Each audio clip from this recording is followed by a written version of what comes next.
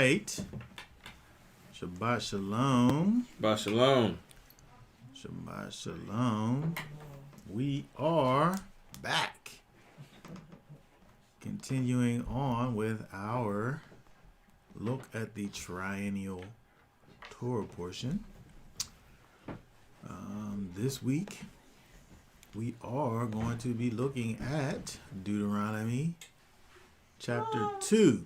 Deuteronomy Chapter 2. And this portion is called We Turned. We Turned. Okay, so we'll go ahead and we will look through. We'll go ahead and read through the chapter. Remembering that this is a retelling of, basically a retelling of the journey through the wilderness by Moshe to people. We want to kind of look at a few important things that we find inside of this chapter. But like I said, we're going to go ahead and read it first, and then we'll go back and pull out a few nuggets. Okay, so let me go ahead and pull up the scriptures here, chapter 2. All right, put it on the screen. Okay, so we'll go ahead and read through chapter 2. Make that nice and loud there.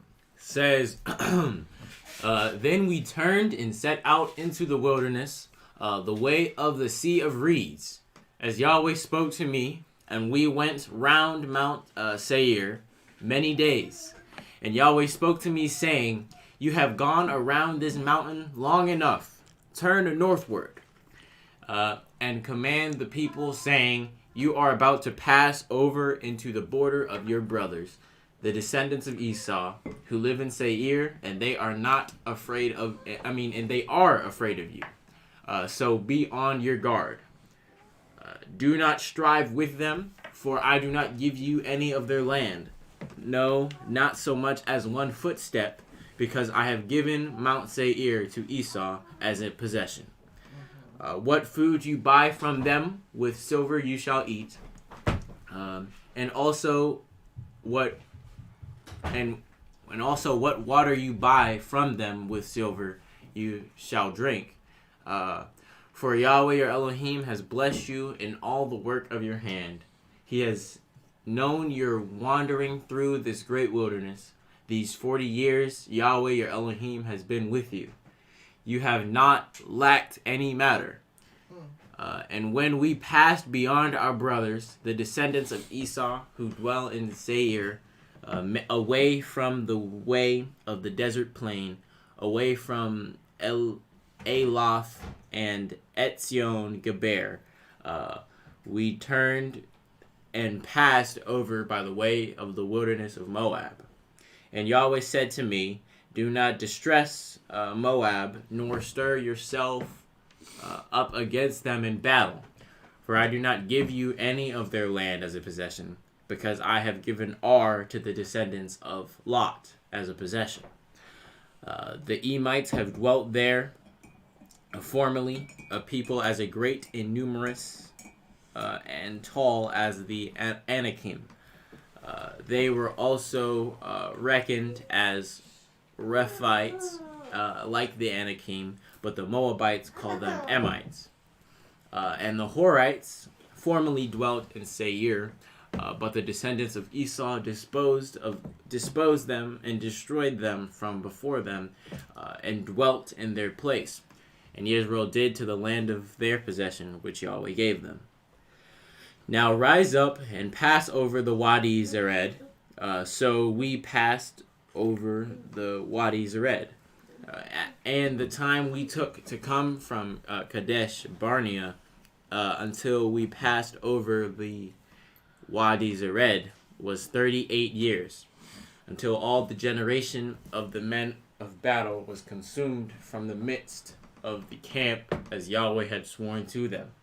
And also the land of Yahweh was given to them, to destroy them from the midst of the camp until they were consumed. And it came to be, when all the men of battle had finally perished from among the people, that Yahweh spoke to me, saying, This day you are to pass over at Ar, the boundary of Moab. And when you come near the children of Ammon, do not distress them, nor steer yourself up against them.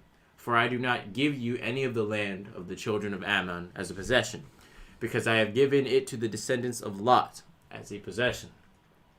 That was also reckoned as a land of Rephites. Rephites formerly dwelt there, but the Ammonites called them Zamzumim, a people as great and numerous and tall as the Anakim. But Yahweh destroyed them before them, and they dispossessed them and dwelt in their place, as he had done for the descendants of Esau who dwelt in Seir. When he destroyed the Horites before them, they disposed them and dwelt in their place, even to this day. And the Awim who dwelt in villages as far as Azah, the Kaphtorim who came from Kaphtor, destroyed them and dwelt in their place. Arise, set out and pass over the Wadi Arnon.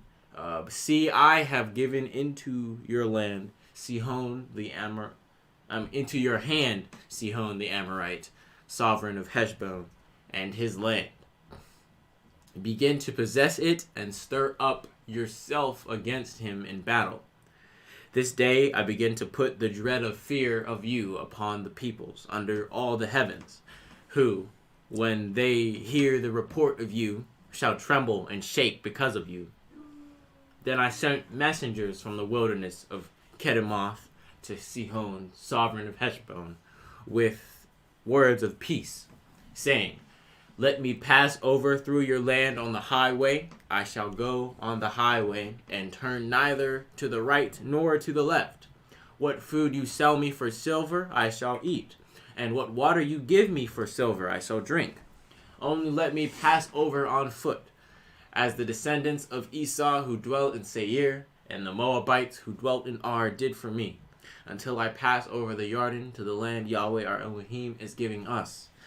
But Sihon, sovereign of Heshbon, would not let us pass over, for Yahweh your Elohim hardened his spirit and strengthened his heart, to give him into your hand, as it is this day. And Yahweh said to me, See, I have begun to give Sihon and his land over to you. Begin to possess in order to possess his land. And Sihon and all his people came out against us to fight at Yahatz. And Yahweh our Elohim gave him over to us. So we struck him, and his sons, and all his people. And we took all his cities at that time. And we put the men, women, and little ones of every city under the ban. We left none remaining. Only the livestock we took as plunder for ourselves, and the spoil of the cities which we captured. From Aroer, which is on the edge of the Wadi Arnon, and the city that is by the Wadi, as far as Gilead, there was not one city too high for us. Yahweh our Elohim gave all to us. Only you did not go near the land of the children of Ammon, anywhere along the Wadi Abuk, or to the cities of the mountains, or anywhere as Yahweh our Elohim commanded us. Okay. All right. Very good. All right. So we see that there is. Go back up here. I wanted to look at something in particular. Let me see over here. Go back in verse 1.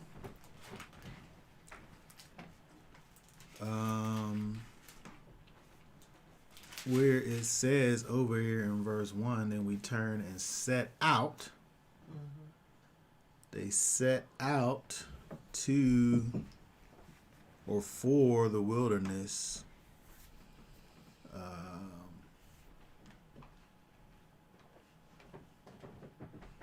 By the way of the Sea of Reeds. This word here,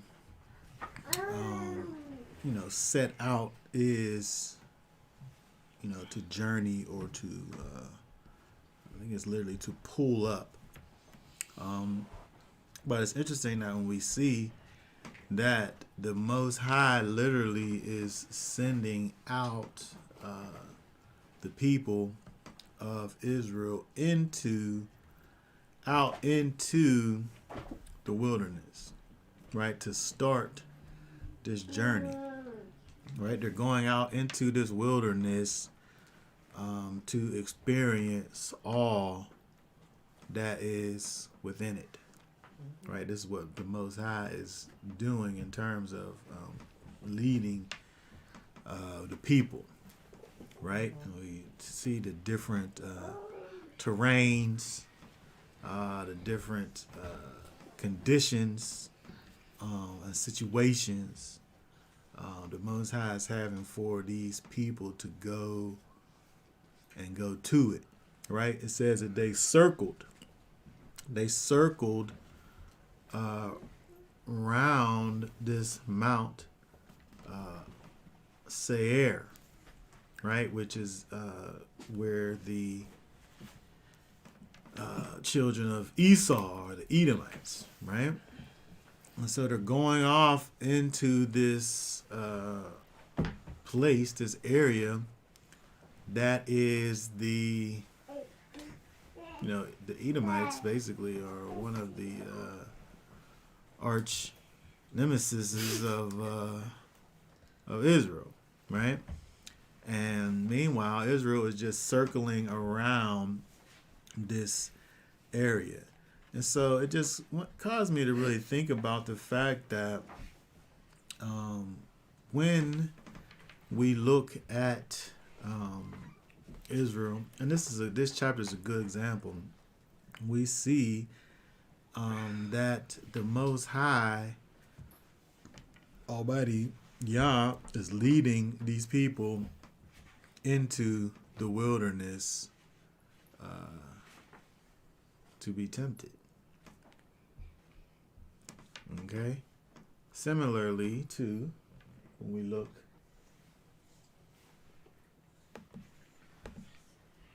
at Matthew chapter 4.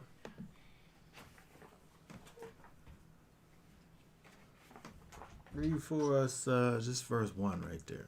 Then Yeshua led up by the Spirit into the wilderness to be tried by the devil.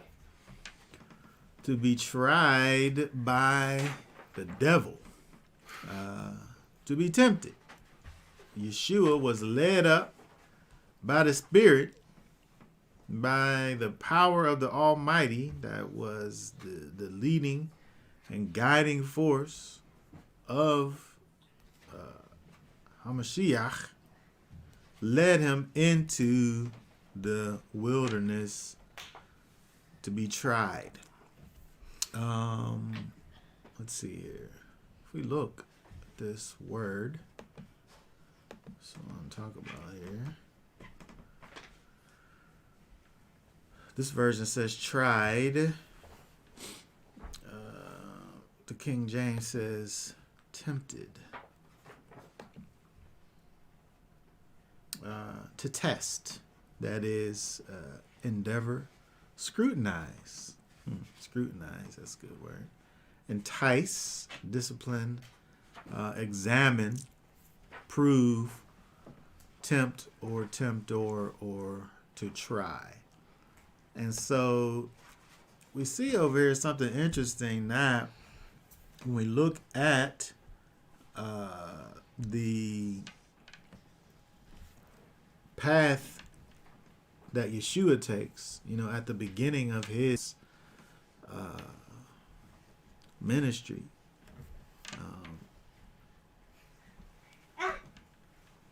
He's led into the wilderness to be tried, tempted by the devil. He's led by the Spirit to be tried by the devil.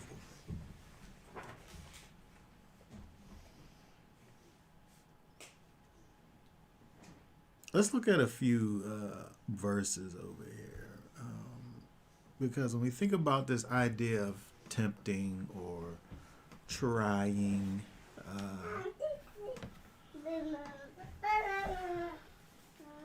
these things really are the same.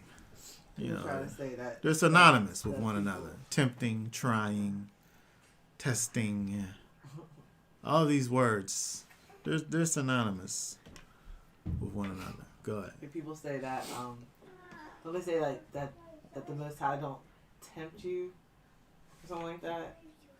He only tries you. Yeah, I don't know. They use different words. Yeah, he don't do one, he does the other.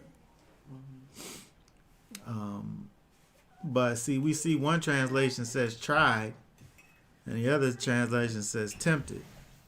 But this is happening at the Most High's, through the Spirit's moving Yeshua into the wilderness so that he might be tried by the devil. We look at Israel circling around the mountain of the Edomites, and they got to go through, or in close proximity, right?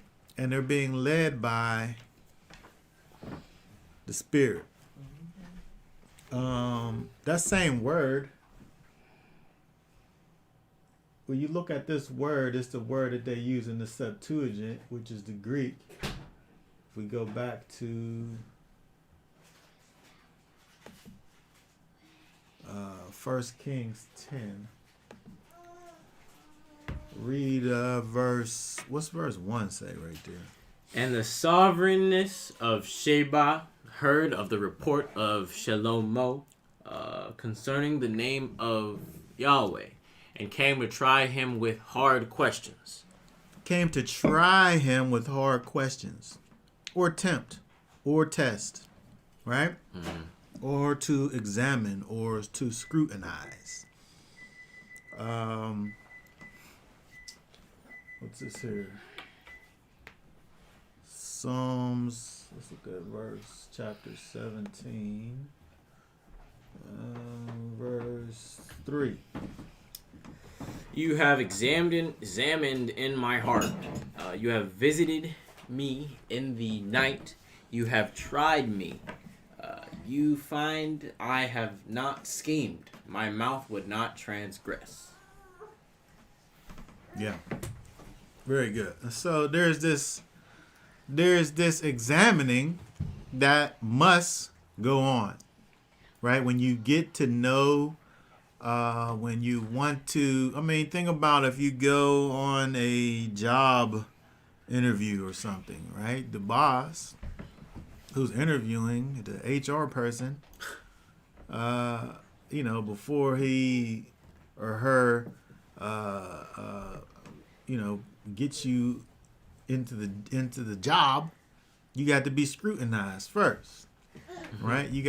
They have to understand what your experience is. It has to be known if you're even fit or able to perform the tasks at hand, right? And so we see this with the Most High. We see it with Israel. We see it with Yeshua. All right, what's this? What's this person saying over here? Interesting how Yeshua is led into the wilderness to be tried, and Israel were in the wilderness to be tried of Elohim. Yes, it is interesting, and it is, when we think about it, the way in which the Most High moves across the board. Right? We've seen it with when we think about what was going on in the wilderness, the Most High gave his people his commands, and on the way to the place which they were going at the time, which was the land of promise. And then this great transgression happened, where it became necessary for the Most High to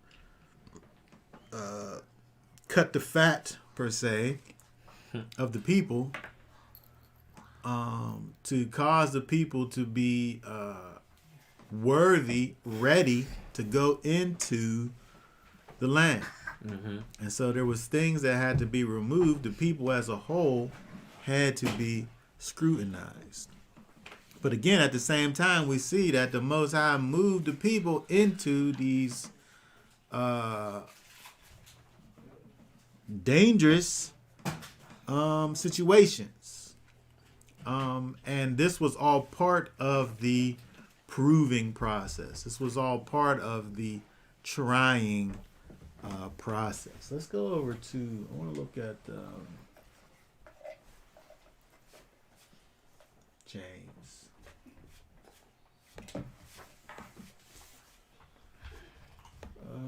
Let's see here. Let's go to the first chapter. Read for us. Start at verse 2. Just read 2 through 4 here. My brothers, count it all joy when you fall into various trials, knowing that the proving of your belief works endurance. And let endurance have a perfect work, so that you be perfect and complete, lacking in naught. Okay, very good. So part of your process, then, right? The proving of your faith comes through these trials, right? Comes through these temptations, comes through these tribulations, right? The proving of your faith. When we think about what happened with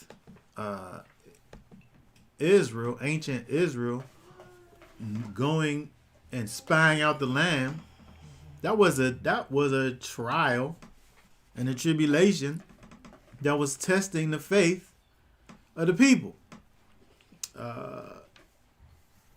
The 10 spies, they failed the test, right? And then, of course, they not only did they fail the test, but then they propagated their faithless doctrines to the rest of the people, right?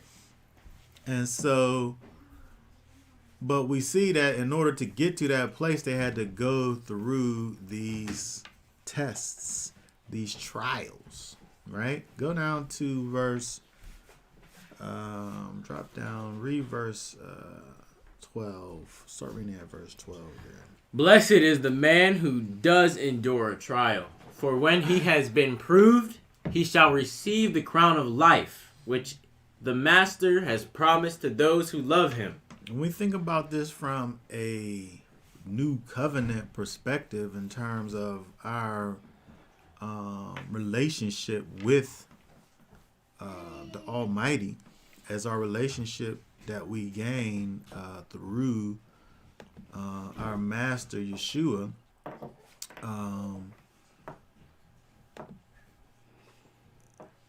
this trying process, this proving process, allows us to be able to receive this crown of life, right? This everlasting life, right? A permanent connection to the Most High, right? But the first thing that we have to do in order to be blessed, hold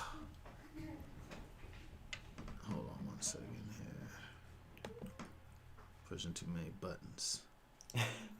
First thing we're able to do in order to receive this blessing, which is this crown of life, is to endure. Right?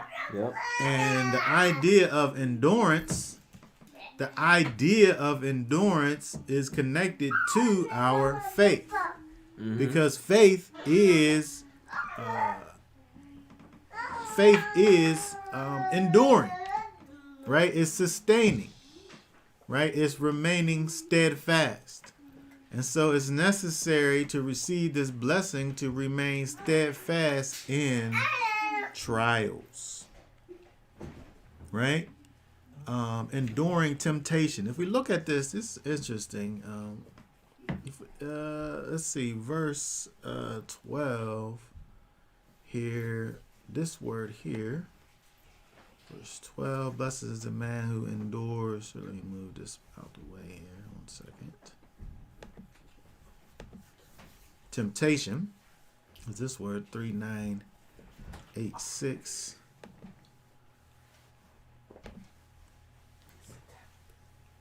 I don't know if I can get it to pull up here. There it is. To prove by experience,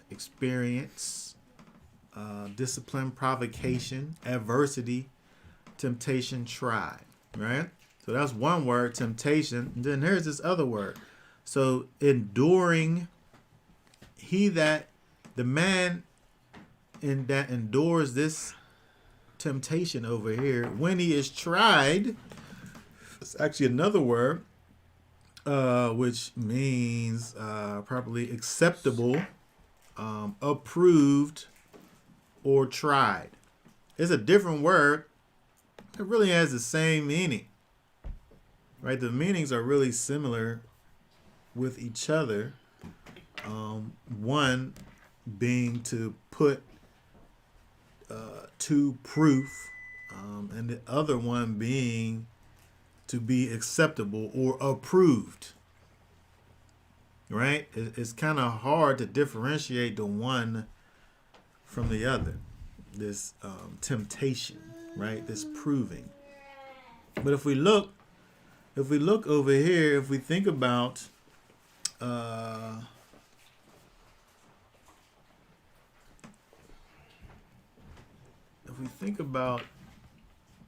let's see here. Let's go back over. Let me get my cursor here. Let's go back over to Matthew, because again, we look at James 1:12, talking about blessed is this man who endures this trial. This same blessed over here is the same as what we see over here in Matthew 5:3. It's the same word. Blessed is the man who is poor in spirit, that mourns, that's meek, that hungers and thirsts for righteousness, that are compassionate, that have a clean heart, that are peacemakers, that are those that are persecuted for righteousness' sake, that they reproach and persecute you and falsely say every wicked word against you for my sake. All of these things, and then all of these things, it says, rejoice and be glad, because your reward in heaven, in the heavens, is great. Which is essentially the same as what we see in James, in terms of the crown of life. So we can add to that this idea of blessed is the one who endures temptation. But it's interesting that if we look over here in the next chapter in verse here, read verse 13, right? Says, and do not lead us into trial, but deliver us from the wicked one. What? Lead us not into trial? Because yours is the reign and the power and the esteem forever. Amen. Over there is saying, lead us not into a trial. But deliver us from the wicked one. Let me just say, you can't be delivered from the wicked one unless you're in the trial. Okay? Just so we're clear about what's going on over here, right? The only way that you're able to be delivered here, what does this say? I want to know what this word means. I didn't think about it till right now. I wonder if this word means totally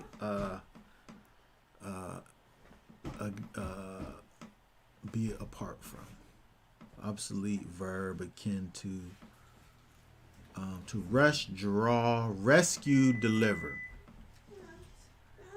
Okay, so in order to be rescued from something, you have to be in something. To be delivered from something, you have to be experiencing the thing, right? Yeah. And so when we think about this idea of leading us not into temptation, the idea here is that we're delivered from the temptation. Not that we never go into the temptation, because this is the way in which we're able to be proved by the Most High. Mm-hmm. Morning. Go ahead. There's people who say, well, if that he don't give you more than you can bear. Yeah, that's. Well, that's a verse. But I mean, but it's like if you don't make it through the temptation, then that means that it wasn't from him, because he wouldn't give you more than you would bear. But it's not like they're looking at their faith. I don't. Like they didn't. Instead of saying they didn't pass the test, or they failed the test. Yeah. Then it becomes, well, because he wouldn't give me more than I could bear, it must not have came from him. So What's that verse say? 13 right there. Says, no trial has overtaken you except such as is common to man. And Elohim is trustworthy, who shall not allow you to be tried beyond what you are able, but with the trial shall also make the way of escape, enabling you to bear it. Okay, so this is interesting here, because when we think about things, I've never had a baby come out of me before. I've seen it a few times. It looks pretty painful. It looks pretty intense, right? But these women, for some reason, they make it through. The baby come out, and then this terrible thing that they experience, they want to do it again.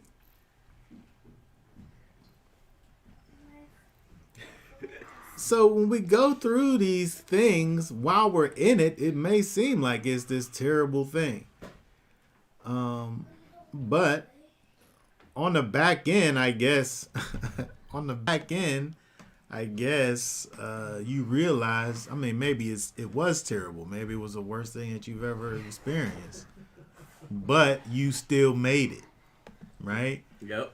And so we just have to think about the fact that,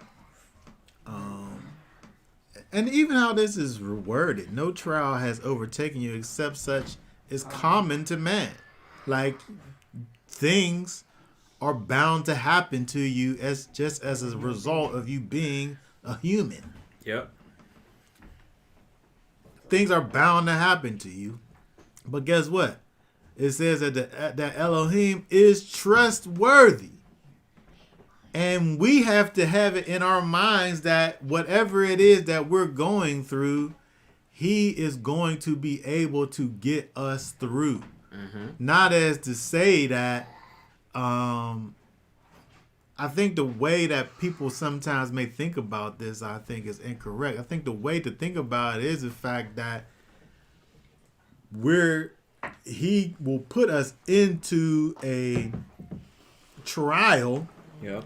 However, he will also make a way for us to be able to endure through the trial if we trust him. Right? If we trust him, he'll give us a way to make it through it.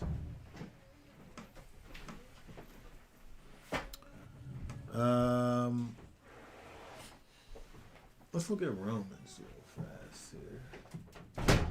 I want to talk about Job. Hold on 1 second. I do want to talk about Job. Let's go to Romans real quick.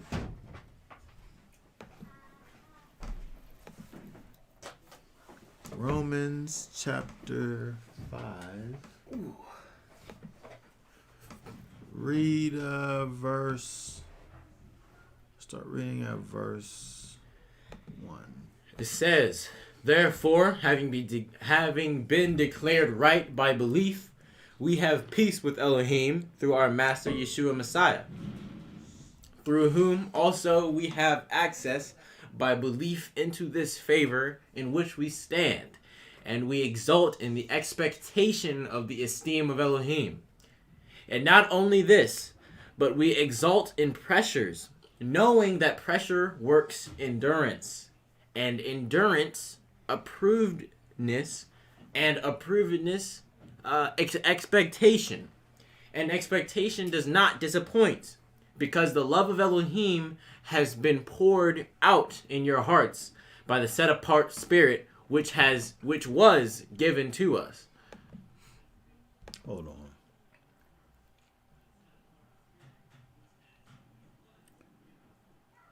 This version is pretty interesting.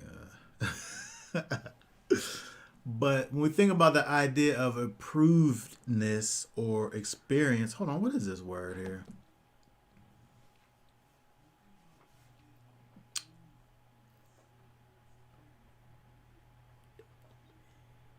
Test. Trustiness, experience, proof, trial. Okay, very good. So these things are necessary for us to be able to experience the fullness of what it is that the Most High is having for us to be doing. Again, we think about Israel in the wilderness, the whole thing was tribulation.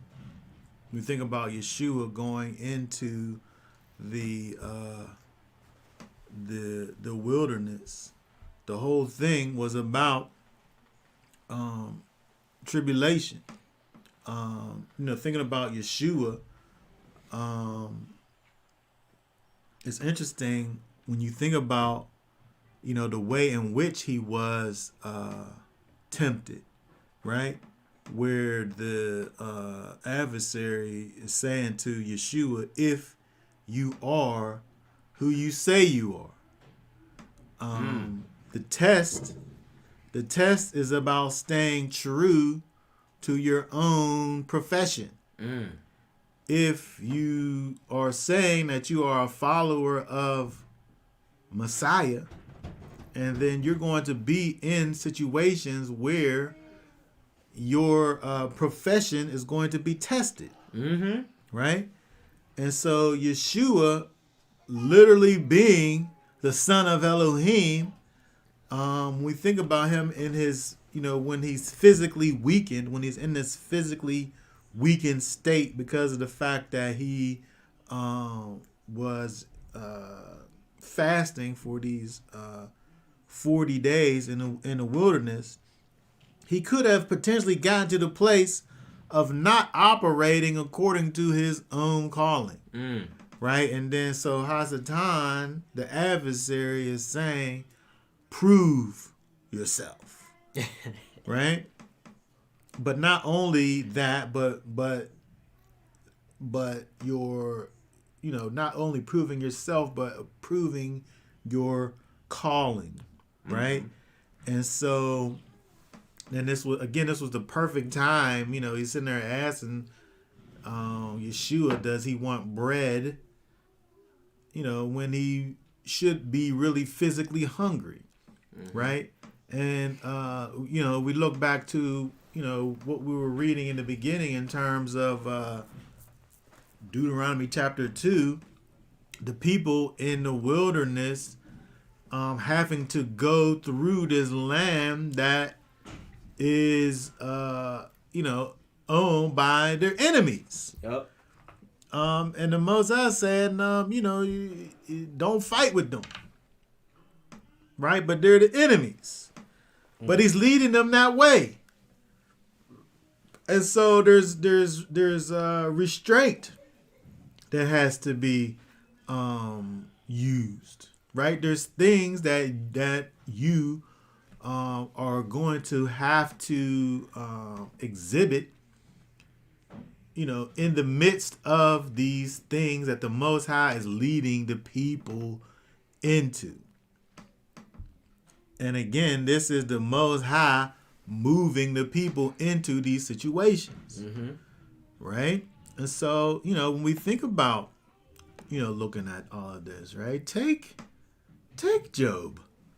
Take Job, for example, right? He was this one who at the time was the Most High didn't have no issues, right? But those issues, just like anybody else, had to be proven. Yep. We see over here, this is Job 13:15. Though he slay me, yet will I trust in him, but I will maintain mine own ways before him. Right? We see over here that this idea of trusting, of faithing, of remaining steadfast in the face of adversity is part of the formula. Yep. Right? These are the things that we are responsible for in this life. What do we have over here? Let's see what these comments are saying. We will go through trials, but the Most High is able to remove the heat from it, just like with Daniel. Yes, exactly. Right. What to say? My son, if thou come to serve the master,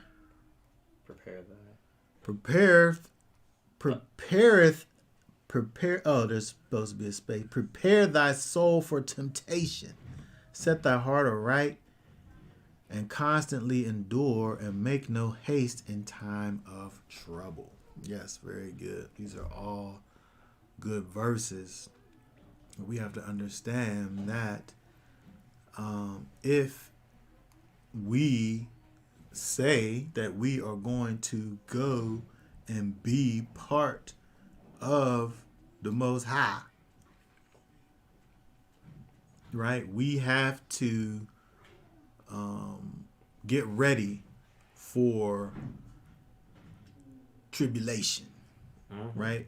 Trials and tests, right? Is part of the situation. But I want to go back to James. Because, this is what we see kind of hinted to in Deuteronomy, is the idea of the Most High leading his people into dangerous situations. Yep. Let's go back. And he don't want the people to perish. He wants the people to make it through. But he's taking them through the hard way. He's not taking them through the easy way. Right? You read verse 12. Yeah. Read 13. Let no one say when he is enticed, I am enticed by Elohim. For Elohim is not enticed by evil matters, and he entices no one. Oh, interesting.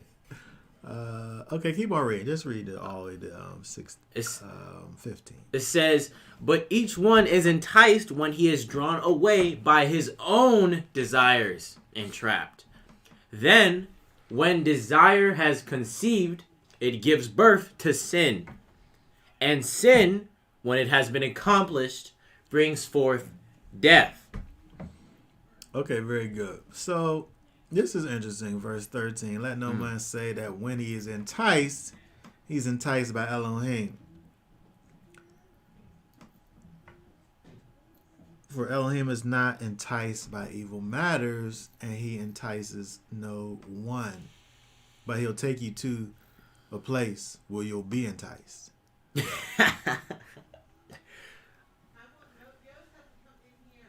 Okay, it says, let no one say that he is enticed by Elohim, but he definitely will take you to a place where you'll be enticed.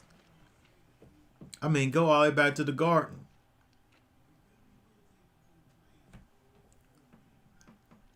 The serpent did the enticing. Yeah. But the Most High put Adam in the garden where the serpent was, where the tree was. Yep. And so when we look at this, it causes us to have to think about the idea of understanding the context of these words, right? Because the same word that means entice, we can also think about it as, proving. Yep. So the Most High is not trying to get you to do bad things. He's not enticing you. He's not trying to get you to do bad things. But he is testing you to see if you will refrain from doing bad things. Right? He don't want you to do the bad thing. But that don't mean he's not going to put the bad thing in front of you for you to reject it. Mm-hmm. Okay, so you can't blame the Most High for putting in front of you this evil matter, because you want it. It says each one is drawn away by his own desires and trapped. You wanted to do it, that's why you did it. Okay? If somebody puts in front of me a BLT made with swine's flesh and puts it right in front of my face and says, look at this bacon, lettuce, and tomato sandwich on toast. Perfectly toasted with fresh lettuce and tomatoes and swine flesh bacon. I'm not going to eat it because I won't be drawn by my own lust to eat it. Right? Mm-hmm. But if I did eat it, it wouldn't be a simple fact because it's sitting in front of me. It would be because I wanted the thing. Mm-hmm. Right? And so the same thing is true when we think about the idea of, the Most High and his so-called tempting, right? He will lead you to a place.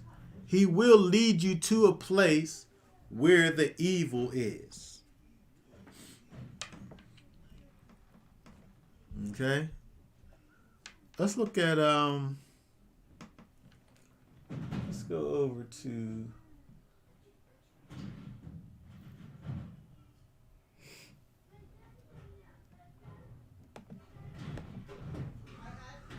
read for us Job 36 15 and 16. Hold on one second.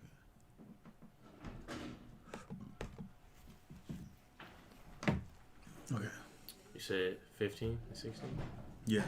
He says, he rescues the afflicted one in his affliction and opens their ears in oppression. And he also would have brought you out of distress into a broad place where there is no restraint. And what is set on your table would be filled with rich food. Okay, very good. The Most High is able to rescue afflicted ones in their affliction. Right? But he also allows for affliction to happen so that you could trust on him to get out of it. Wow. Which would have been the case with Job. Right? He allowed for Job to go through affliction to be tested, right? But he was literally proving Job and proving that Job was indeed a faithful servant and willing to endure with the Most High to the end.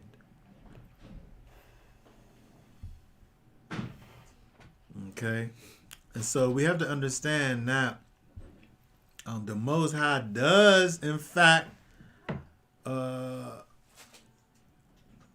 mean, it's interesting where we say no man is enticed by Elohim, right? But he does put you in a place of enticement so that you can be tested and proven, and your faith, your endurance can be made to be sure, right? And so we have to be able to know that, we can't sit up here and, scoff at adversity or trials and tribulation. But we have to be able to understand that these things are brought to us. We're brought to these things so that we're able to be strengthened and go forward and be refined in the Most High. Yep.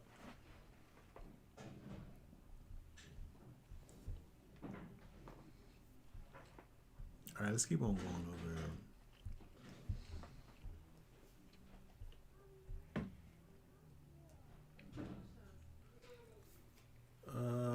Let's see here.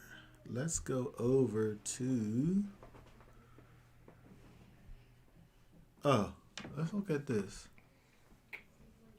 Let's look at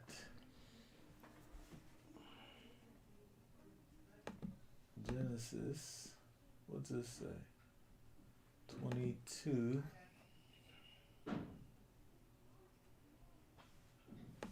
Verse 1. And it came to be after these. Hold on, read this one. Read the King James down here. It says, and it came to pass after these things that Yah did tempt Abraham, and said unto him, Abraham. And he said, Behold, here I am. He tempted him, right? Elohim did tempt Abraham, is what it says. He tempted him. Okay? He tried him, if you want to say it. He tested him, if you wanted to say it, right? But he tempted him. Yep. Right? And look, and this is the situation with Isaac. Right? He said, go up, take your son up, bind him up, and give an offering. He didn't test Abraham right there. He didn't tempt him. Of course he did. Of course he did. So that he was able to see that he was going to remain faithful to the Most High.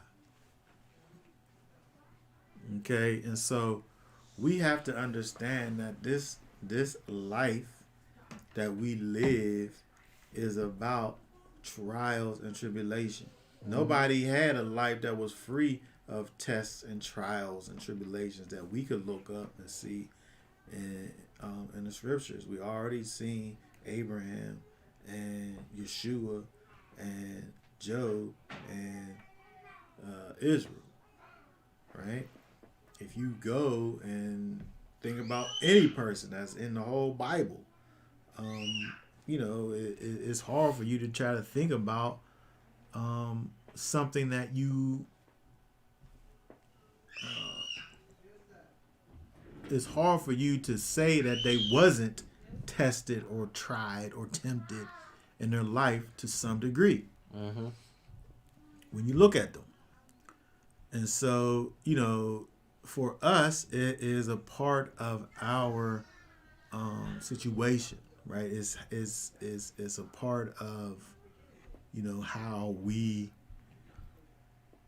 grow and move in the Most High. Yep. All right, so let's go back over. We're still talking about this, but we just want to go back over to Deuteronomy. Let's see if we go down to Deuteronomy 2 over to cursor here.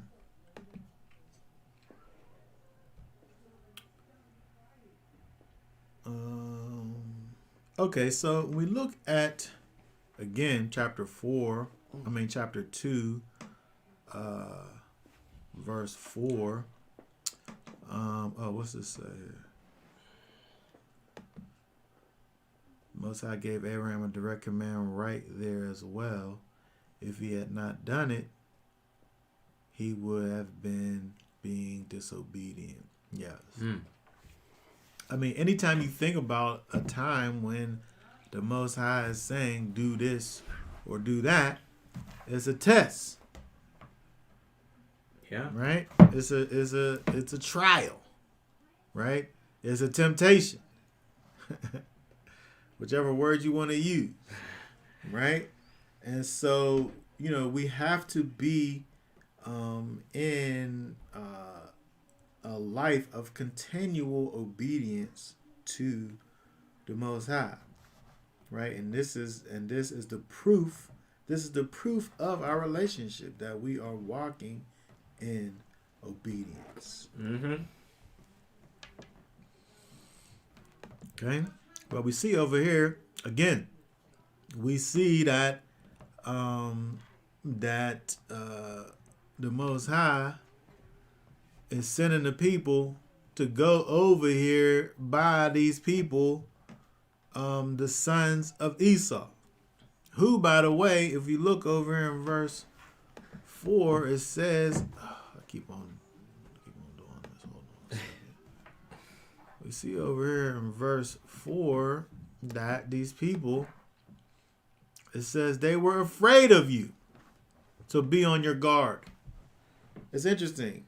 They was afraid of you, so be on your guard. The worst thing that you could have is somebody that's fearful of you. Right? Because that fear could turn into something terrible, and you end up, when you think about most of these the way that people is out here being killed in the streets by these police people, to me, I feel like these people are operating out of fear, right? They think that you're going to kill them because you're this scary monster person. And so they, out of fear, kill you, right? But when we look over here, Deuteronomy 2 and 4, they are afraid of you, so be on your guard. Because their fear for you can be harmful towards you. They're literally afraid. They're frightened. Right? When you think about this idea over here of fear, this word, which is let's see. Verse 4. Hold on. They're afraid is Yahweh. Fear. Right? Fear is a word that's kind of like what we're thinking about here with tempting or testing or trying. Right? Where you have to use the context to understand fear. Right? But fear is fear. Whether it's the Most High or it's a rabid dog. Right? Our concern for the one or the thing that is feared will affect our behavior. Right? The fear that you have for the Most High should affect how you behave. Just like your fear for anything else. And so, people say, that, they don't want to use the word fear for the Most High. They want to say reverence or respect, or the same thing is true for, you want to take away a word and put another more palatable word over there. But we've seen that the Most High tempts his people, right? He puts his people in temptation. But the motivation is not, again, to get you to do bad things. The motivation is not so that you fail. The motivation is so that you succeed.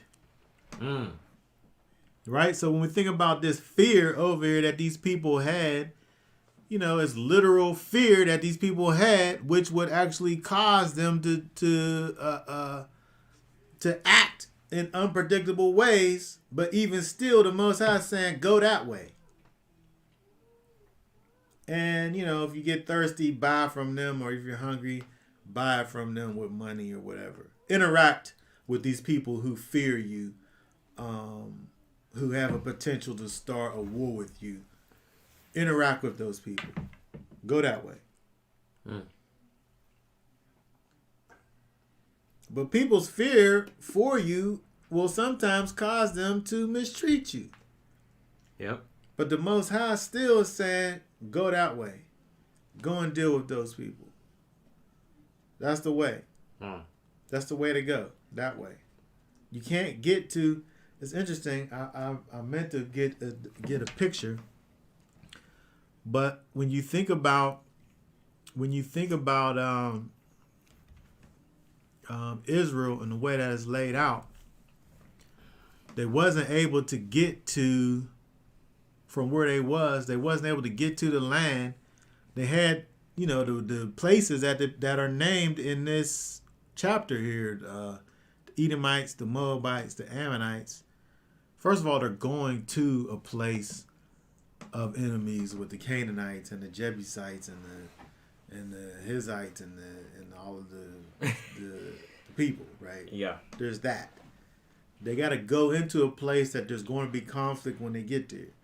But there's conflict also with the people who from kind of the middle area of where if Israel is this right here, right, then you got probably from here all the way down here is all enemy lands. The Moabites and the Ammonites and the and the Edomites. The Edomites was at the bottom, and I think Moabites was like in the middle, and Ammonites on top.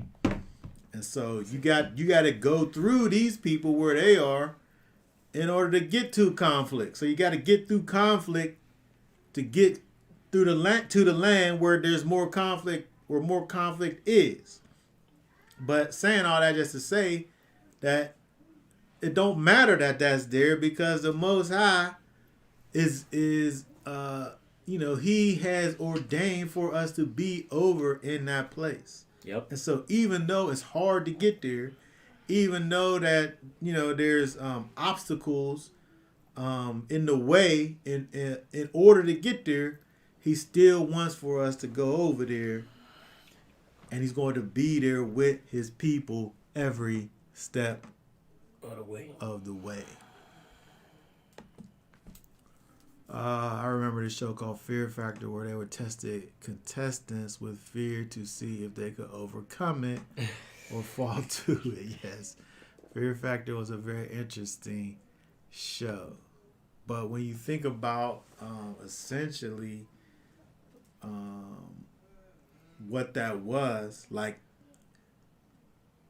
you wasn't on the show that's so that you could die.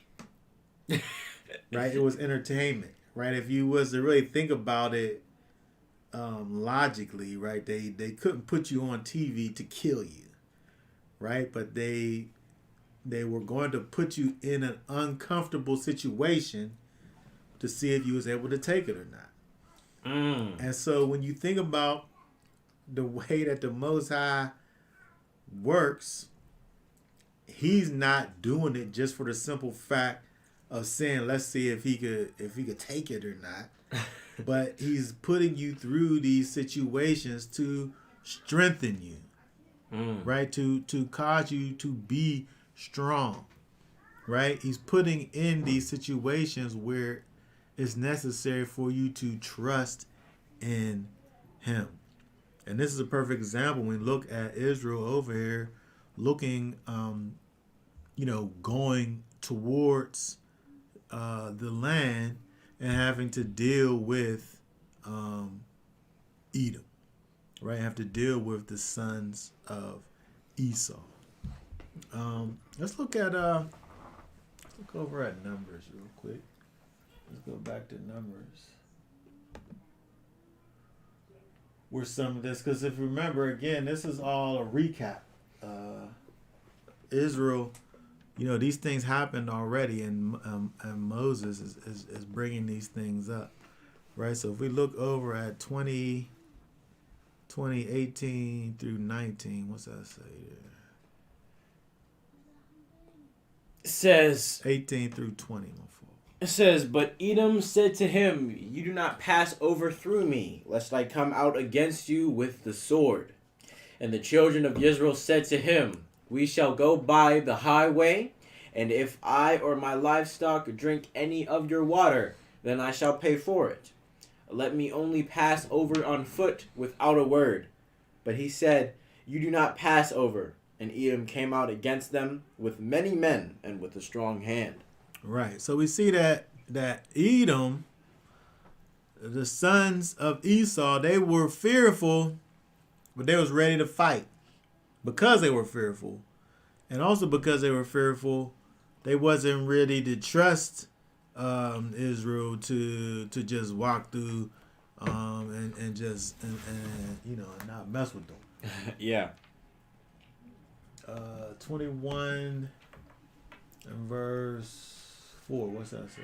And they departed from Mount Or by the way of the Sea of Reeds to go around the land of Edom. But the being of the people grew impatient because of the way. The soul of the people was much discouraged because of the way. Because of the way that they had to go. Right? Which was through and around and by Edom. Again, this is the place where the Most High was sending them. He sent them by this way. Right? This was the adversity that the Most High led the people towards. These people, the Edomites. Right? And so again, we have to think about the way in which the Most High deals with his people, with us, his people Israel. Do you think that you're supposed to be living in this life and he's not taking you directly towards issues and problems? Do you think that you're supposed to just have this totally perfect life where you don't have any problems, any issues, and just everything is just perfect for you? I'm saying that if that's what your life is, then you might have problems, because the Most High didn't deal with none of his people like that.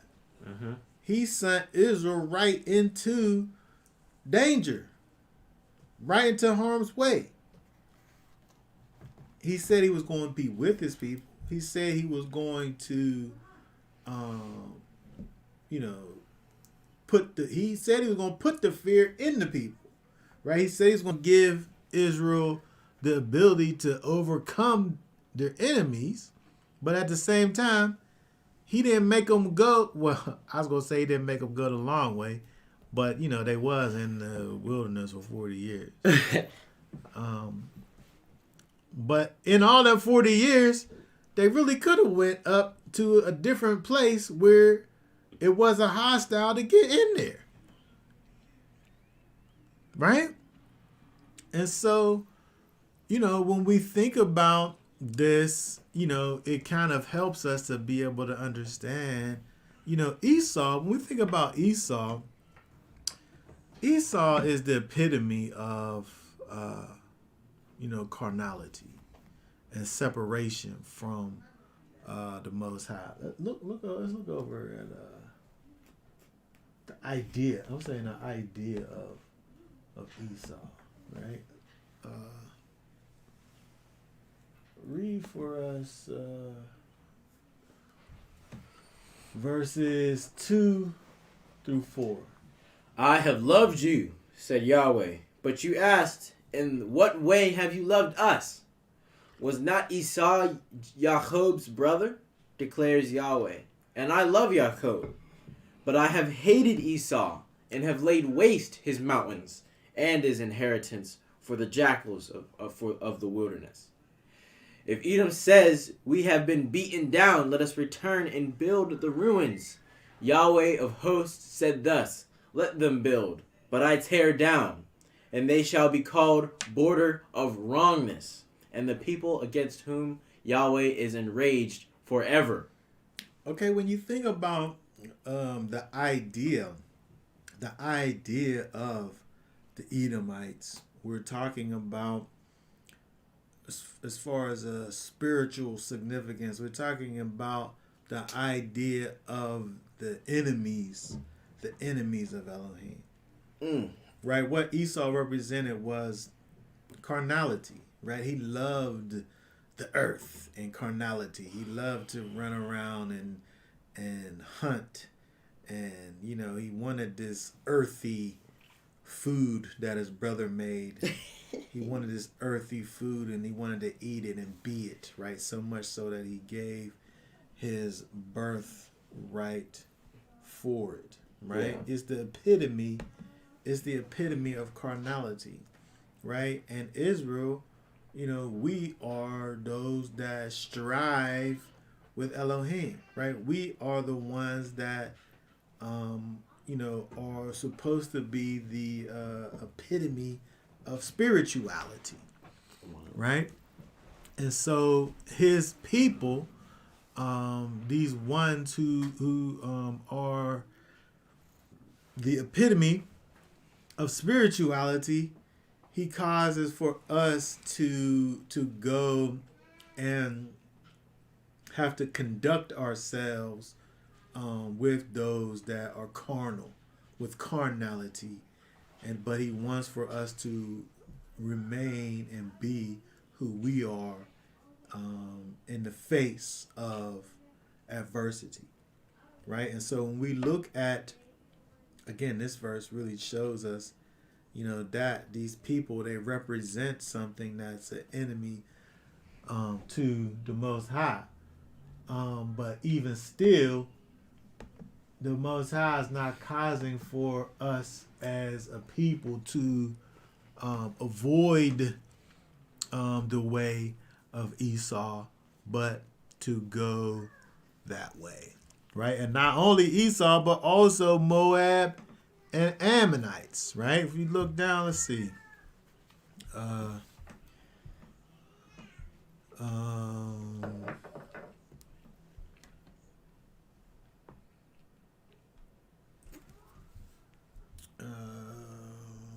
Moab, let's see, that's verse 8. Verse 8.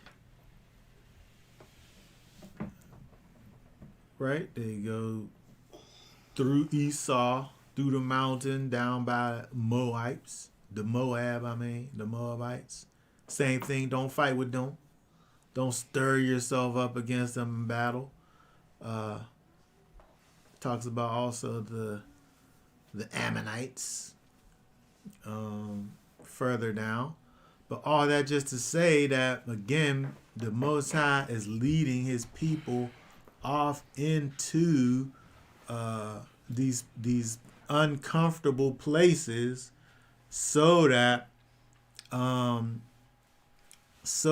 he's able to test and try his people. What's it say over here in Proverbs?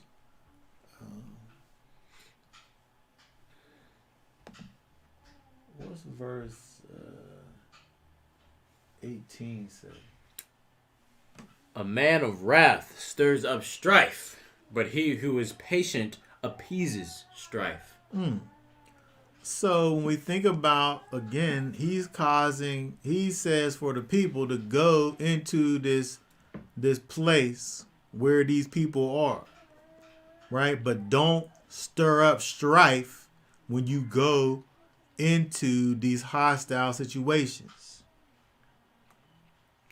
Go into the hostile situation, but don't stir up strife while you're in the hostile situation. Right? That's what he just did for the people, right? Go over there where Ammon is, where Moab is, where Edom is, but don't fight with them, even though it's a hostile environment. Don't allow your environment to dictate who you are. It says, because a man of wrath, that person stirs up strife. But he who is patient appeases strife.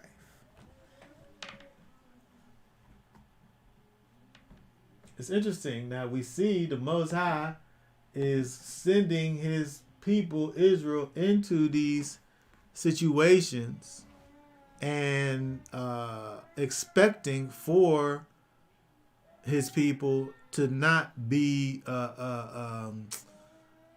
not have their actions be motivated by the situations that he's sending the people into.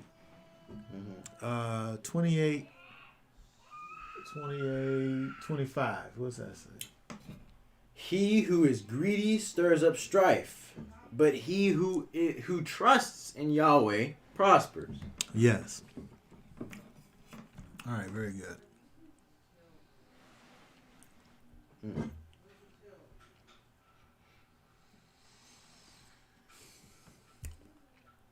Okay, let's keep on going. Let's drop down to verse. Let's look over at. Let's go back to Deuteronomy here. Deuteronomy 2 and verse.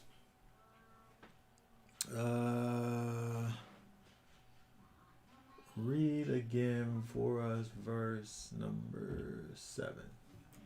For Yahweh your Elohim has blessed you in all the work of your hand. He has known your wandering through this great wilderness.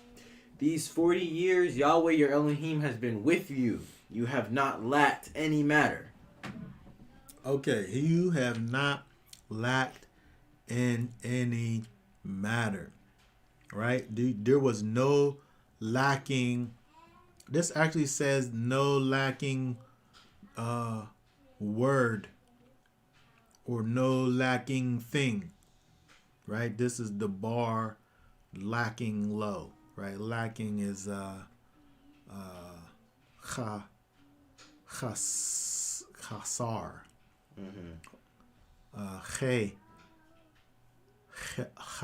chaser, to fail, to want, to lessen, to be abated, to bereave, or decrease, right? You wasn't decreased in nothing, in no thing. What the Most High provided for his people Israel at every situation. When the people were out there complaining, and again, when the people are reminded of these things, again, it's not to sit up there and to berate the people, but it's to encourage the people to get ready to go into the land. Yep. When the people was in the land, in the wilderness, going towards the land, when they were wandering in the wilderness, the Most High provided their every need. He said they did not lack anything from the Most High. He gave them the bread from heaven, right? And so when we think about the idea of receiving from the Most High, and allowing for Him to be our sustenance and the thing that causes us to be alive and strive in this wilderness, He is there for us. Okay, so even though we're in these situations where, as we're talking about, enduring these trials and enduring these tribulations, He is there providing for us. Mm.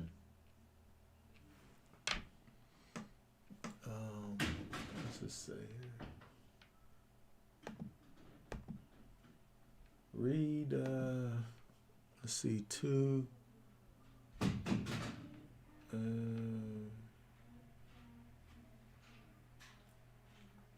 15 and 16. Hold on 1 second. Go ahead. In order that you be blameless and... Hold on. Read 14, 15, and 16. Oh. Do all matters without grumblings and disputings.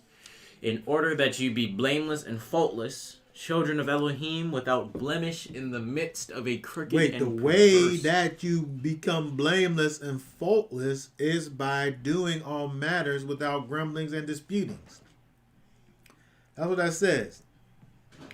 The way that you're able to be blameless and faultless is to do all matters without grumblings and disputings. Go ahead. Children of Elohim without blemish in the midst of a crooked and perverse generation, among whom you shine as lights in the world. We got to go into these crooked and perverse situations and places and situations and circumstances. These places that's by Mount Seir, that's by the plains of Moab. But we can't cause for ourselves to become what those places will indeed make us. We have to go in the midst of these crooked and perverse places and situations and shine as lights in the world. That's what that says right there. We have to shine in the darkness, even though we're in the darkness. Mm. The Most High told Israel to go in these crooked and perverse places, but you maintain your identity in spite of the fact that you're in these places. Just like Yeshua. Yeshua was sat up there and fasted for those 40 days and nights. And here come old Hasatan talking about, you want some of this food. I know you hungry. You been sitting out here not eating nothing.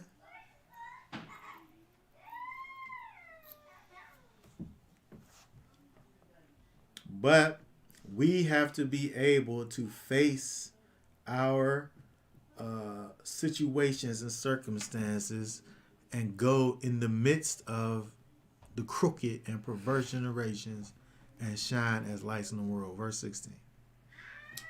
Holding on to the word of life for a boast to me in the day of Messiah, that I have not run in vain or labored in vain. Mm-hmm. All right, very good. Yes. So, again, when we think about this life that we live, This life is about trials and tribulations. Right? That's all we see. That's definitely what we see over in Deuteronomy Chapter 2, is the Most High himself sending the people into these trials and tribulations. Look over in 1 Peter. 1 Peter 4. Start reading at verse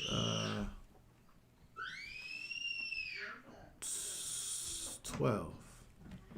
Beloved ones, do not be surprised at the fiery trial that is coming upon you. Hold on. He said, don't be surprised. Mm. Don't be surprised at the temptation that's coming for you. What that say in the... Think it not strange. It say, think it not strange concerning the fiery trial, which is to try you. Mm-hmm. It's not strange. It's regular. Expect fiery trials to come upon you. Keep on going. It says to try you as though some unusual matter has befallen you. It's normal. Don't think that it's some unusual matter. It's regular.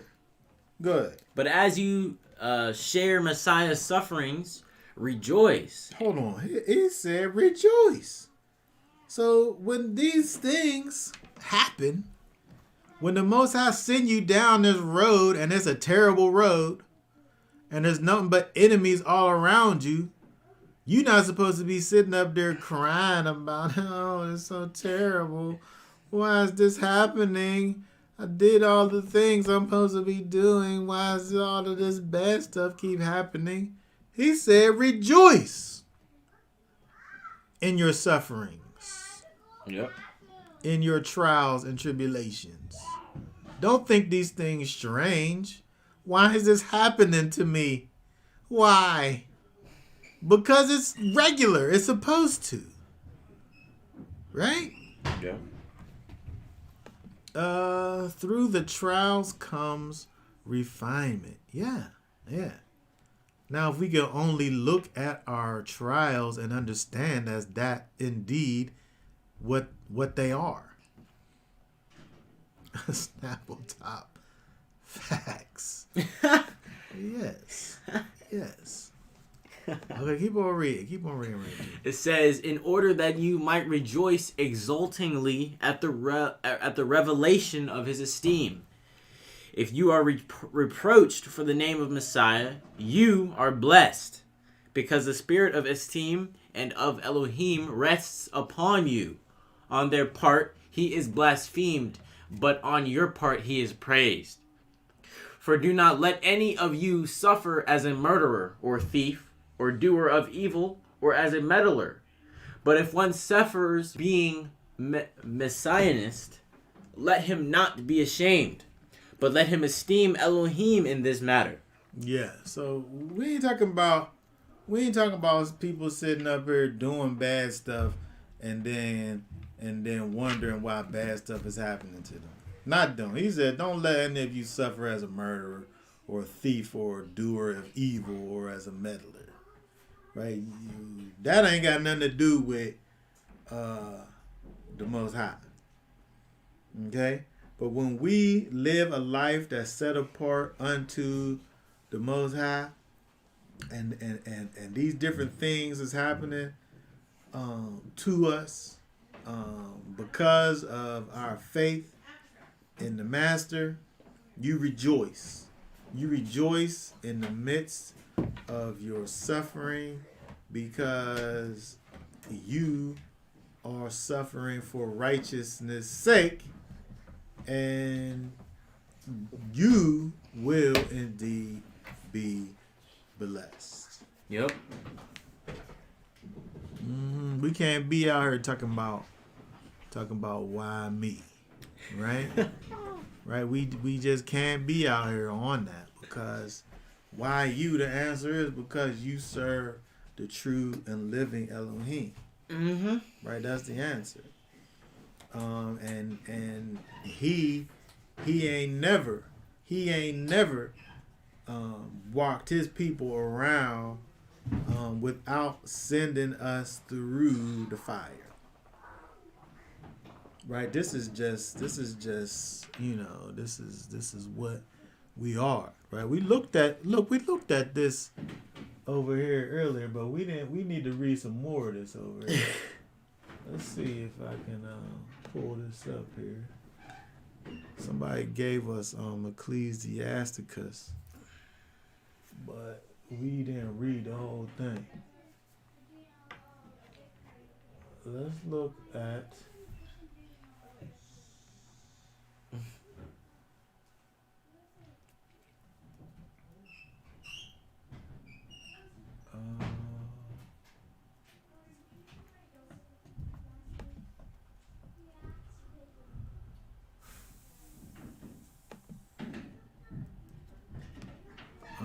okay, start reading at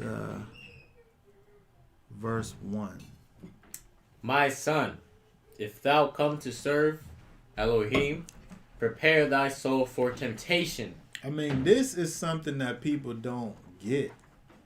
Like, if you say that you want to serve the Most High, it said prepare your soul for temptation. And then people, they've never done that, and therefore they get in problems. So if I say that I want to serve the Most High, and then the first thing he do is take me down this road that leads me by my enemy, and then I become frightened, and I begin to question my allegiance. And, people have the hardest time whenever they even just decide to serve the Most High. Yeah. Because they've never prepared their soul for temptation. Yep. When Yeshua, at the very beginning of his ministry, he goes into temptation, right? And so this is something that people need to really understand, that, coming and living this life unto the Master, temptation is coming. Yep. Verse 2. Set thy heart aright and constantly endure, and make not haste in time of trouble. Constantly enduring, right? You can't constantly endure if you're not in anything. Yep. But you're going to be in something. You're going to be in some things, right? There's going to be some things that are going on. Again, Moses is giving this, speaking about this account of the people, and they're going to the promised land. But on the way is all of these things that are happening to them on the way. Yep. This is your life. The Most High has a place for you to be going, but he's not taking you the easy way so that you can be tried and tested. Yep. I wonder if that says amen in Russian. Okay, go ahead. Read verse... what do you read? 1 and 2? Read verse 3 right there. Cleave unto him and depart not away, that thou mayest be increased at thy last end. Mm-hmm. Whatsoever is brought upon thee, take cheerfully, and be patient when thou art changed to a low estate. For gold is tried in the fire, and acceptable men in the furnace of adversity. Believe in him, and he will help thee. Order thy way aright, and trust in him. Yes. Whosoever is brought upon thee, take cheerfully. Verse 5. Acceptable men in the furnace of adversity. Remember, when we look at that word that talked about trying, that talked about proving, being made acceptable, The way that you're made acceptable is in the furnace of adversity.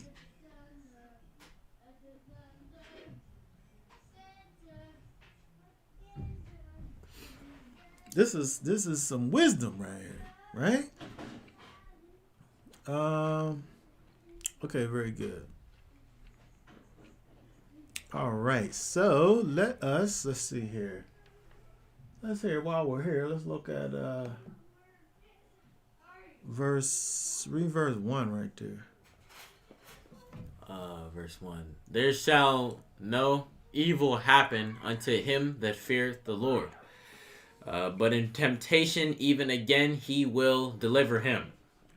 All right, so we're not talking about, it says, shall no evil happen unto him that fears Yah. Right? If we're trusting in the Most High, he is going to deliver us from all evils.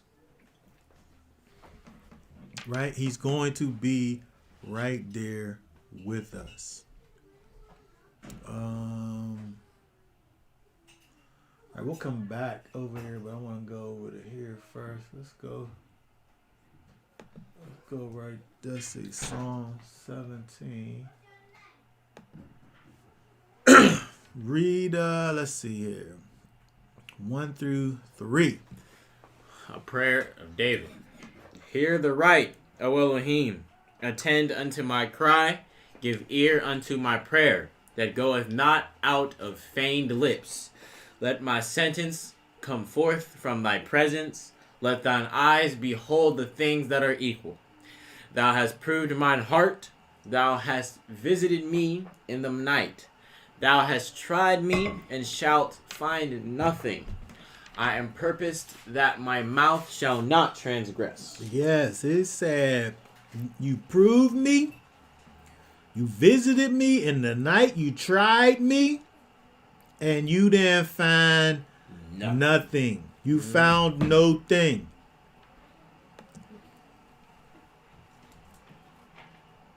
Okay? And so this happens through the trying process, right? You proved my heart. This is not something that happens just, it's just at a moment, right? Your heart is tested. Yep. Right? You have to go through a situation to prove a heart.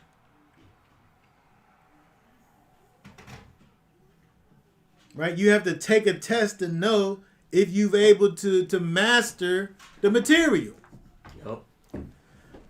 Right? It's a test. It's a situation. You can't just sit up there and say, oh yeah, I know that stuff. I know it. We'll pull the test out. Pull the test out and let's see what happens. Yep. That's it. Was a fixed test. Hmm? It was a fixed test.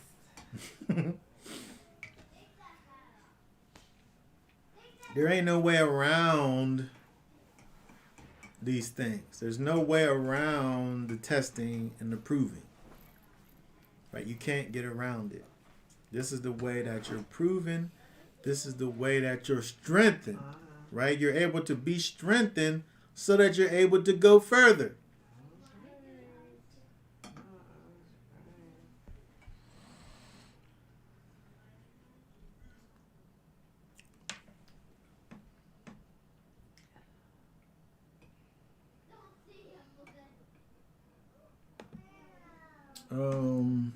Let's go over here.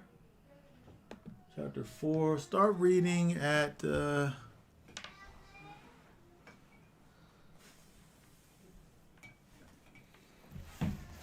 11. Wisdom exalteth her children, and layeth hold of them that seek her. He that loveth her loveth life, and they that seek to her early shall be filled with joy. Hold on. Wisdom is the subject over here. Wisdom exalts her children. And so when we think about the idea of testing, proving, trying, these tribulations, again, that we going through, these trials that we go through, is for these purposes over here to exalt her children. Wisdom lays hold of them that seek her.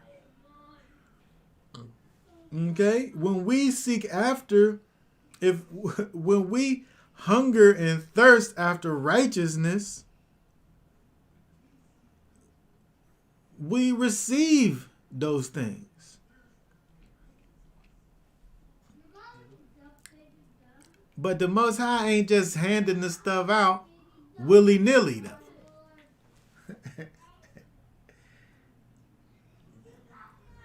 It costs you something. Okay? And the thing that it costs you is your obedience to his will, which is going to put you in uncomfortable situations. It's going to put you in Mount Seir. It's going to put you in the plains of Moab. Keep on going. Verse 2. 13. 12, I meant. He that loveth her loveth life. Her is wisdom, right? You Yes. love life when you love wisdom. Keep on going. And they that seek to her wisdom early shall be filled with joy. He that holdeth her wisdom fast shall inherit glory. And wheresoever she entereth, Elohim will bless. Yes. They that serve her shall minister to the Holy One, and them that love her, the Elohim doth love. Yes, very good. Keep on going. Whoso giveth ear unto her shall judge the nations, and he that attendeth unto her shall dwell securely. Yes. If a man commit himself unto her, he shall inherit her, and his generation shall hold her in possession. For at the first she will walk with him by crooked ways, and bring fear and dread upon him, and torment him with her discipline, until she may trust his soul and try him by her laws. Then she will return the straight way unto him, and comfort him, and show him her secrets. It said over here that she will walk with him by crooked ways and bring fear and dread upon him. That's what them people did over there with Israel. They had to sit up there and go and deal with their enemies on the way to the promised land. The Most High walked them by crooked ways and brought fear and dread upon them. And torment. They had to, all of those times when we sat there and seen Israel going by these other places, you know, the people, they're going crazy. They got the serpent thing that happened, the people dying, and they got the begging for water thing that happened, and the Korah thing. All of this internal stuff is happening while they walking by around their enemies. Yep. That means like, what in the world is going on? Huh? The enemy's probably like confused. Like, Yeah, they don't even gotta fight the people because they out there dying from the Most High. But it said, for at the first she will walk with him by the crooked ways, and bring fear and dread upon him, and torment him. Him is the one that's seeking after wisdom. Yep. And he ain't getting nothing but fear and dread and torment and discipline until she may trust his soul and try him by her laws. That's what's happening with these people out here in the wilderness, and that is what is happening with you in the wilderness. The Most High gonna take you by some crooked ways and bring fear and dread upon you, and he's gonna torment you. with discipline. There's going to be much beatings and spankings. You going to get nothing. You going to get nothing but this right here. The rod of correction cross your backsides. But when he sees over here that he trusts your soul, then now he will, it says over there, then she returns you to the straight way and comforts you and shows you the secrets. Now you get the secrets. These people out here lying. I'm just going to say, these people out here lying saying they got the secrets and they ain't been through no problems. Most High ain't took them through no crooked places. Or he might have took them through the crooked places and they stayed over there. And they don't got no secrets. They don't got no secrets. You don't get the secrets until you get your little butt whooped. That's when you get the secrets. That's what that said over there, right? It says then. Right? It's one of them transitional things, right? Then, after that stuff that he said before, then will she return you to the straight way. Yep. And comfort you and show you the secrets. What does say over here? Correction and being set on the right path is not easy. People don't want to submit to correction. No, they do not. But this is the way. That's the way that it goes. The Most High could have easily took them all them 40 years. He could have easily took them through the back way. He could have took them around to the easy way where they have to deal with them other crooked people. Mm-hmm. He already said he was going to put the fear in the people that he was going to, and he was going to send his angels up there to take care of the people that they was going. But why did he have to take Israel through the enemy to get to the enemy? Because that's how the Most High works. He don't take us the easy way. He take us the hard way to prove so that we can be proven in him.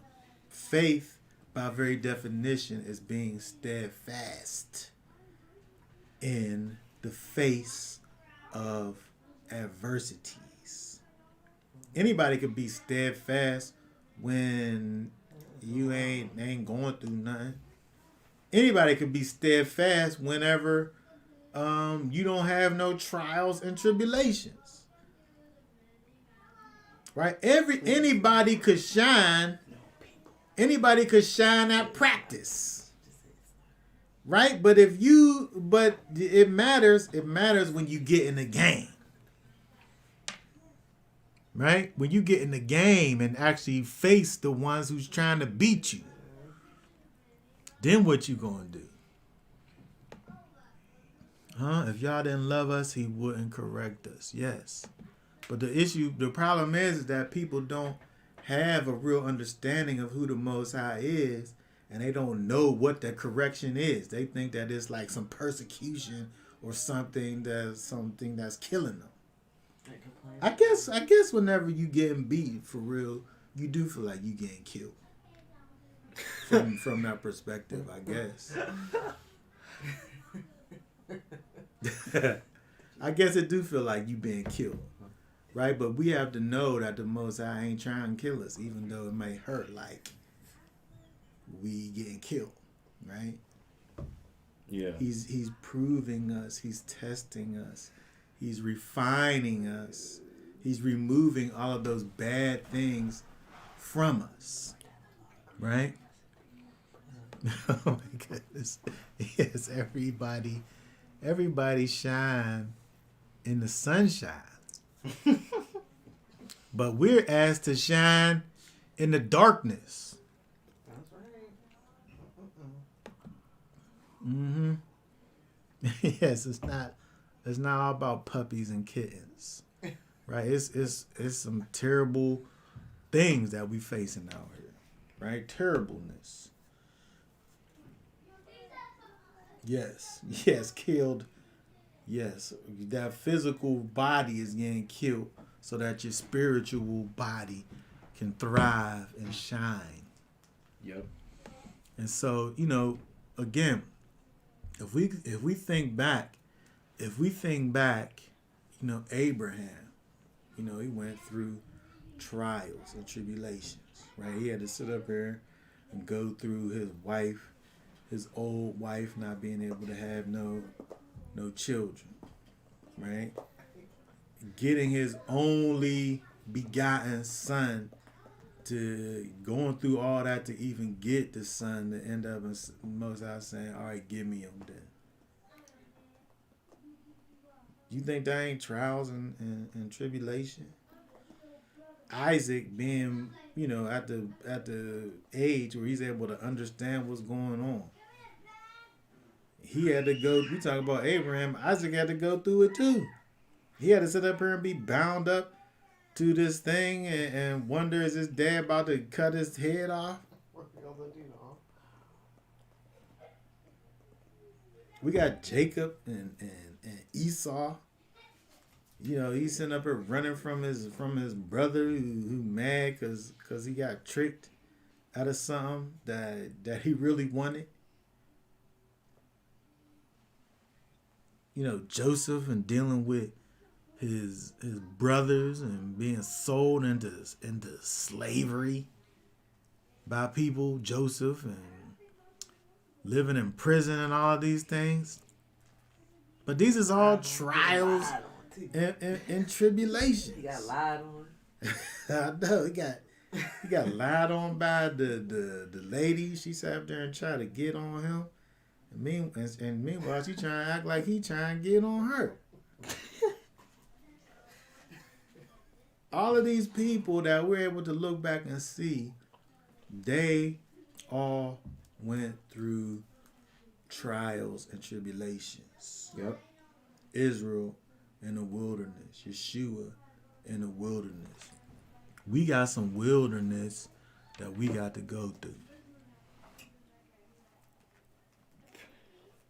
But we able to make it through the wilderness because the Most High is with us as we go.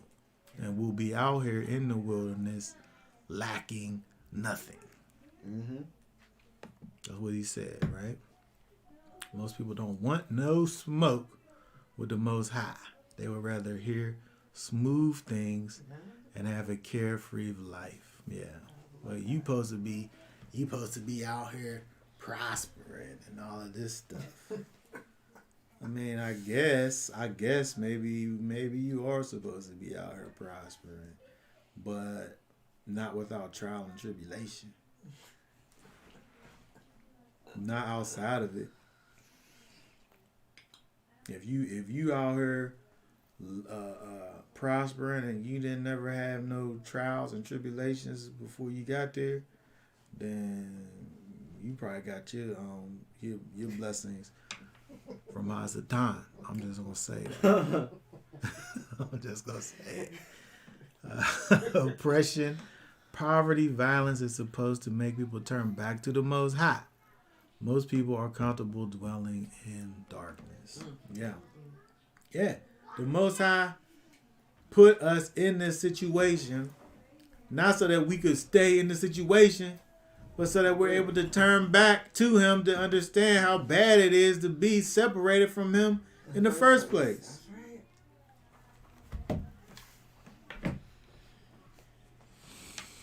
And if we could just look at these things that He shows us, even just from His Word, we're able to see these things.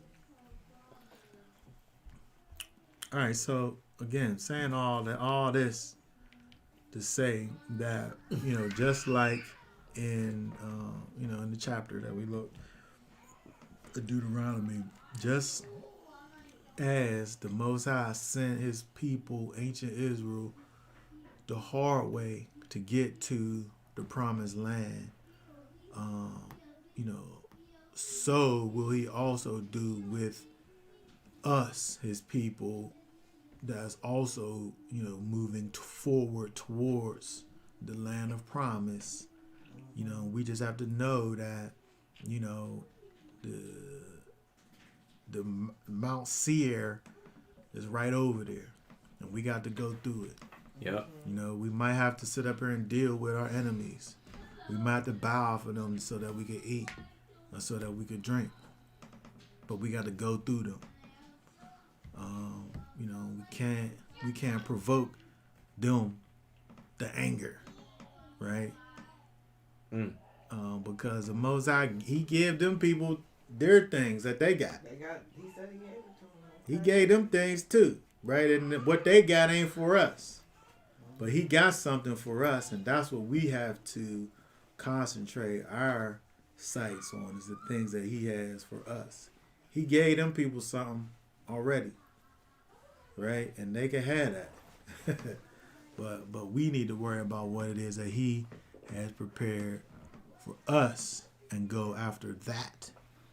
In spite of the way that does become difficult and hard and uncomfortable, we got to know that he has a place for us to be, and he's going to get us there one way or another. Yep. Okay, so that being said, anybody have any other thoughts, questions, comments before we are finished for today?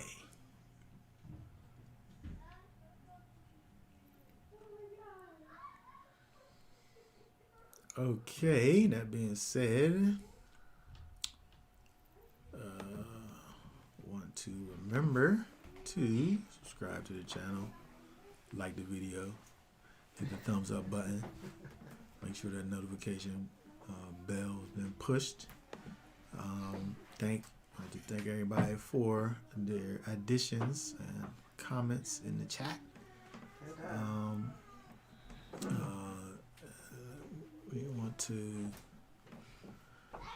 say for everyone to have a blessed week this week, and for now we'll say Shabbat Shalom until next time.